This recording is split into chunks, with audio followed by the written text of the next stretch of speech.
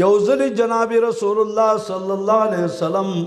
د عمار په سر باندې لاس کې خدا وی بؤوس لابن سمیہ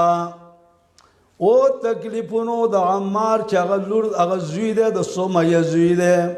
دې باندې څونه تکلیفونه وي وتوای تقتلک الفئة الباغیه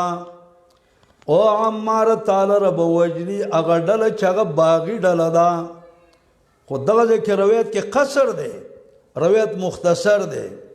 ورپسې الفاظ دي چې هغه روایت کې ذکر نه دي ولا یقتلک اصحابی زما مرګري به تعالی وجني بعض خلق غلط معنی کوي چې حضرت عمار رضی الله عنه د معاویه رضی الله عنه ډلې وجلې دي دا مکمل غلط شوی دي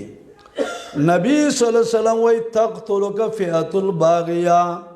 وجنی به تعالی هغه ډله چې باغین خلق دي هغه به تا وجني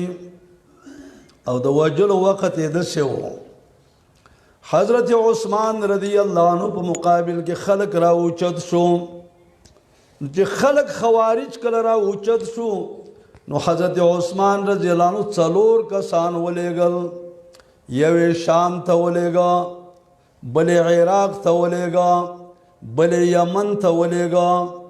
او بلې مصر ته ولېږه حضرت عمار رضی الله عنه مصر ته لېږلی و او دا نور مرګري له جدا جدا علاقو ته ولېږل د شام والا سړی راغی د یمن والا سړی واپس راغی د عراق والا واپس راغی مصر ته چې کوم لېږلی و حضرت عمار رضی الله عنه هغه رانغی او په مصر کې د خوارجو مشرانو عبدالله ابن سبا یو عبدالرحمن ابن ملجم دعا او نور مرګري وسره و دی سوچو کې دا عمار کله واپس شي مدینه ته نو زموږ احوالو ته مکمل بیانوي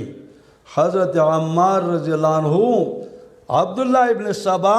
او عبدالرحمن ابن ملجم په مصر کې مړ کړ تقتلک الفئة الباغیه